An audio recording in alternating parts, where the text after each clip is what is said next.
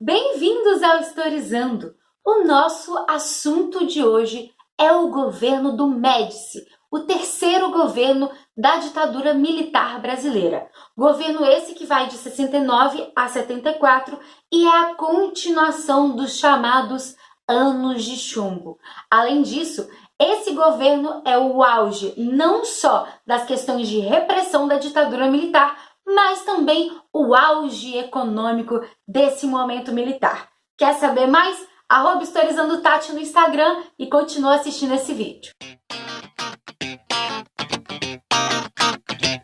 Para começar, a gente precisa entender o contexto desse governo. No Brasil já era então o terceiro militar a assumir a presidência nesse governo autoritário, mas não é só isso, a gente tem a continuidade da Guerra Fria no mundo como um todo e o início da ditadura no Chile. A ditadura chilena começa em 73 e o governo do Médici vai até 74.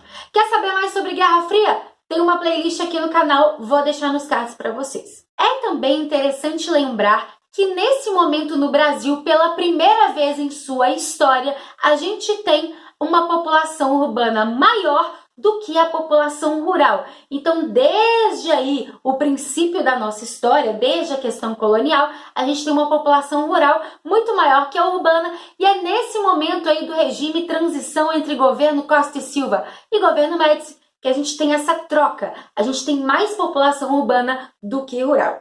Quando o Médici vai assumir o governo, em seu discurso, ele promete aí a volta da democracia, deixando claro, então, que a gente não estava vivendo uma democracia.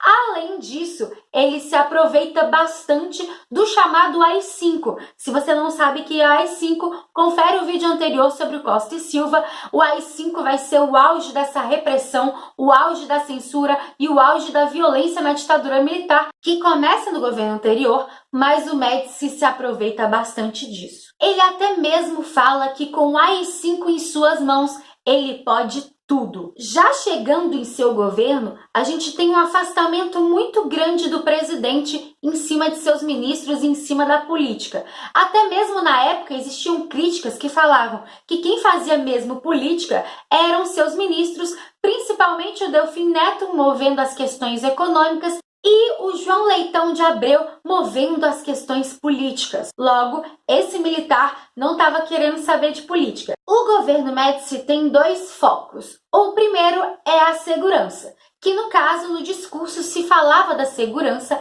mas de fato o que vai interferir bastante aí nas medidas desse governo é a repressão, é a censura, é a perseguição de opositores. Como eu já disse, o governo Médici é o auge da repressão, o auge da violência e é onde tem o maior número de mortos, maior número de tortura, maior número de casos aí a se contar com relação a essa repressão. Então a gente tem casos, por exemplo, em que os militares trocavam os corpos nos cemitérios para esconder que mataram certas pessoas. Também tem casos de tortura com animais, tortura de mulheres grávidas, estupros, entre diversas outras histórias que eu não posso alongar muito aqui, senão o papo vai ficar muito pesado.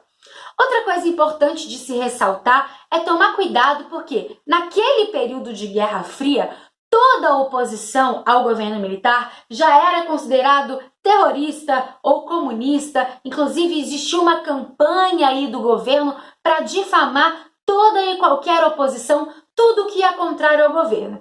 Mas a gente tem que tomar muito cuidado mesmo porque esses governos militares têm como base sim a censura e por isso vai esconder bastante informações sobre essa oposição. A gente tem oposição de vários tipos, é claro que o que vai se destacar mais é a oposição da luta armada, justamente por ter uma ação mais violenta, mais rigorosa, mas isso nem quer dizer que toda a oposição à ditadura militar era armada e nem quer dizer que toda a oposição à ditadura militar era comunista. E também não quer dizer que toda oposição que era comunista significa que era armada. Mesmo porque no vídeo anterior mesmo eu afirmei aqui que o PCB foi um dos primeiros grupos aí comunistas a afirmarem que não estavam a fim de tomar medidas violentas, de usar a luta armada para combater então essa ditadura. Também nesse período, os órgãos de repressão vão crescer bastante e vão ganhar muito poder, principalmente devido ao AI-5, e um dos mais conhecidos é o chamado DOI-CODE, especializado não só em perseguição, mas em repressão, em tortura, em morte, entre outras coisas. Além disso, a gente tem aí operações comandando aí outros países também, porque não é só o Brasil que viveu uma ditadura militar nesse período na América do Sul. A gente tem Chile, a gente tem Argentina. E é por isso que a Operação Condor vai ficar muito famosa. Vai unir então esses países em prol da perseguição de opositores, não só então brasileiros, mas que também circulassem na América do Sul. Quer saber mais sobre a Operação Condor? Tem um vídeo especial aqui no canal, mesmo porque já caiu no Enem, então eu explico a operação e ainda faço o exercício que já caiu no Enem. Vou deixar nos cards para você conferir. E é claro que toda essa violência, toda essa influência aí dos militares vai fazer com que o comportamento da polícia nos dias de hoje existam certas influências. A gente sabe muito bem que o uso exacerbado da violência muitas vezes vão afetar o comportamento da polícia. A gente tem aí 20 anos de governo militar, 20 anos de maior liberdade para essas pessoas que reprimiam, logo vão ter consequências. A gente sabe muito bem que a maioria dos militares que cometeram esses crimes não foram punidos e essa impunidade vai facilitar bastante esse comportamento violento até os dias de hoje na nossa história. Nesse período, a perseguição e a violência é tamanha que principais lideranças de movimentos de oposição vão morrer, que seria o Marighella e o Carlos Lamarca, dois líderes muito conhecidos, muito famosos. Além disso, tem uma figura que não tem nada a ver com o grupo comunista, não tem nada a ver com luta armada, não tem nada a ver com questões políticas, mas que teve o seu filho morto pela ditadura e vai correr atrás aí de justiça. A chamada Zuzu Angel vai então também morrer nesse período e posteriormente se descobre que o acidente que ela sofreu, de acidente não tinha nada, foi provocado por militares.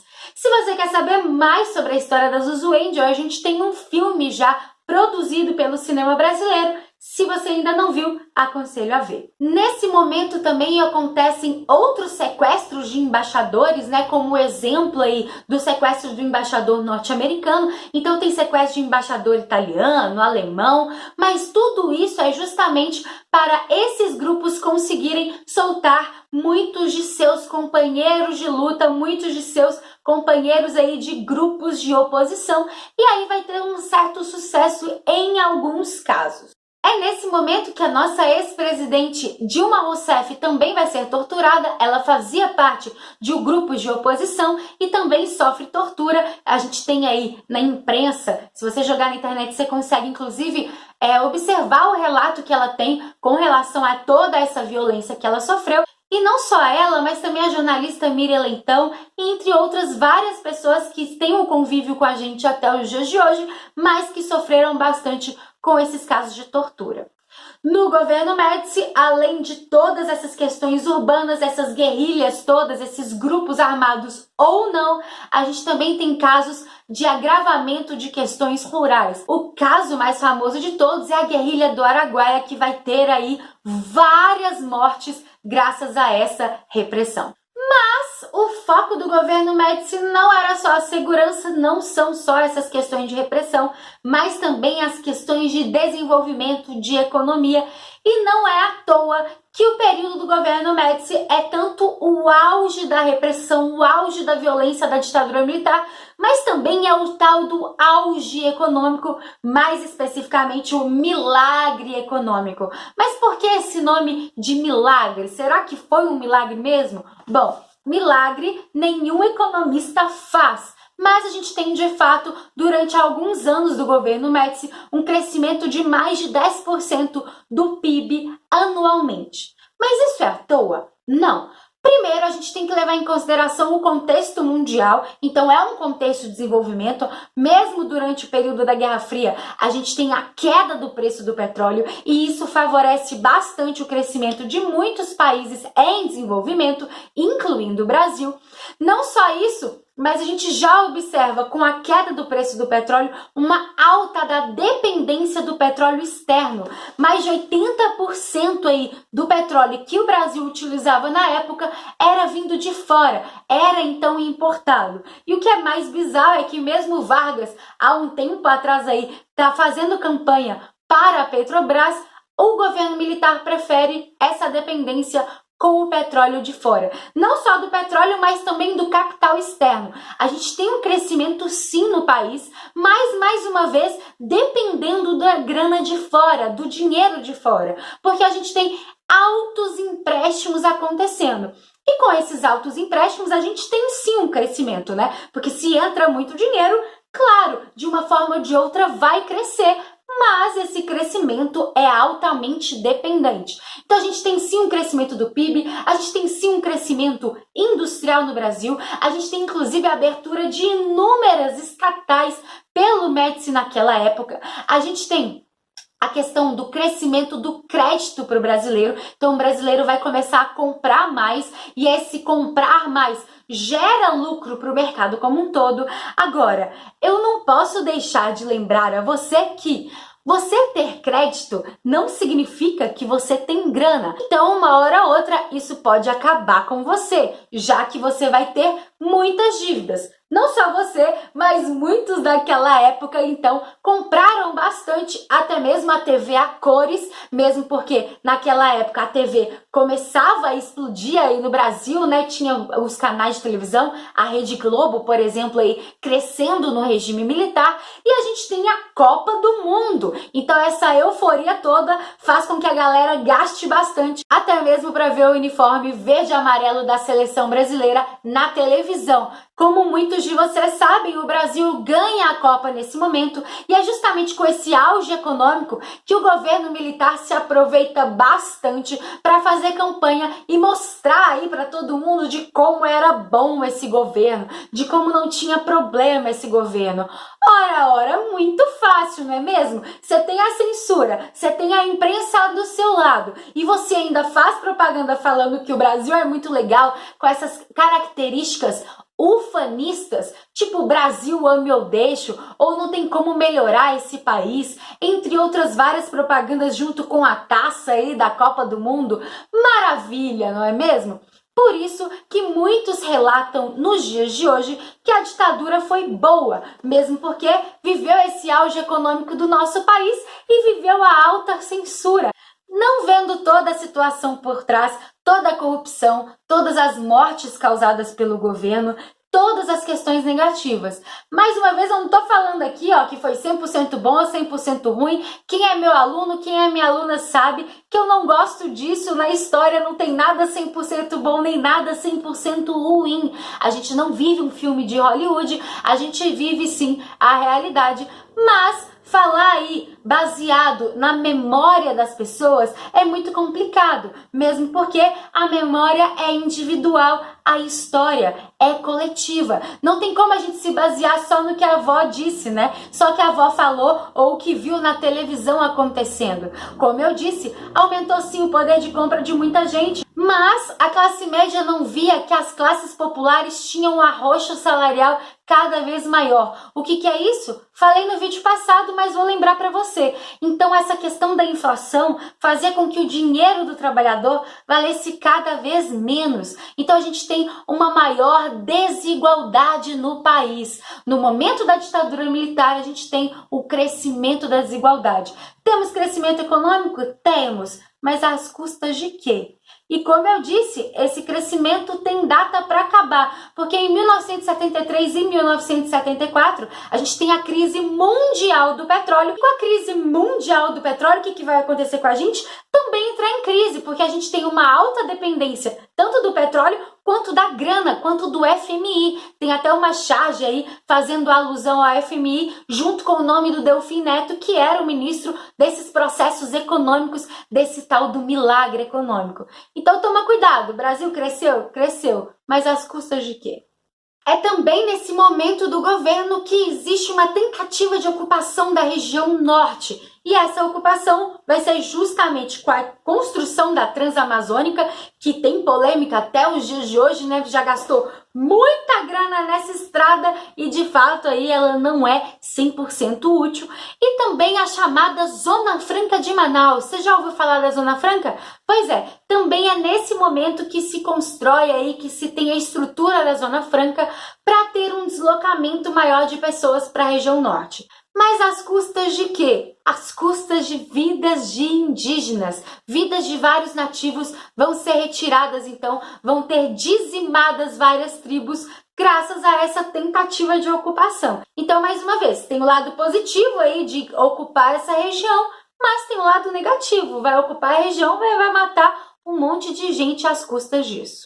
Para traduzir esse momento do nosso país, uma frase do próprio presidente naquele momento ajuda a gente a entender. O Brasil vai bem, o povo é que vai mal. Por isso que a gente consegue observar que o crescimento da desigualdade é muito grande nesse período. A gente tem uma concentração de renda muito grande, então esse crescimento vai ser em consequência de outros fatores aqui do nosso país. Não pense que o governo não teve tentativas aí de questões sociais, tiveram sim, mas tentativas tímidas, como por exemplo o Pró-Rural ou o Mobral. Vou deixar aqui na tela para vocês alguns desses programas sociais que o governo Médici vai promover naquele momento. Para finalizar, eu trago então uma reflexão do historiador Carlos Fico da UFRJ sobre esse governo Médici aí, o legado desse governo, que muita gente inclusive utiliza para falar bem da ditadura. Bom, o legado é que, mesmo com o tal do milagre econômico, como consequência a gente tem altos índices de inflação, o Brasil devendo bilhões e bilhões de dólares para o FMI, então uma dívida externa gigantesca. A gente tem também obras inacabadas como a Transamazônica. A gente tem injustiça social com o crescimento da desigualdade no nosso país, sem contar os altos índices de violência, de censura, de falta de liberdade. Por isso, Carlos Fico fala que essa questão simbólica da ditadura, de que ela foi boa, fica muito na memória de alguns brasileiros, justamente graças a esse milagre econômico e a esse ufanismo, essas campanhas todas que o Brasil faz naquele momento, claro, tudo bem vigiado, claro, tudo bem censurado e tudo bem programado. Afinal, o ufanismo, junto com a Copa do Mundo, junto com o otimismo do crescimento econômico, faz com que a memória de muita gente pense que a ditadura teve seu lado bom, sim. Mas a gente tem que colocar na balança quando pensa nisso. Isso é uma reflexão do historiador Carlos Fico. Bom, é isso. Eu espero que vocês tenham gostado. Se você gostou, já curte esse vídeo, dá uma moral pro Historizando, se inscreve no canal. Tem alguma dúvida, sugestão, comentário? Fique à vontade. Tudo que eu falei aqui são com base em documentos históricos, fontes históricas, historiadores e historiadoras. Não é de longe nem um pouquinho de opinião, e sim de conhecimento, de pesquisa. Muito obrigada pela sua atenção. Confere lá no Instagram, @historizandotati, mais novidades. Um beijo e até a próxima! Bem-vindos ao Historizando!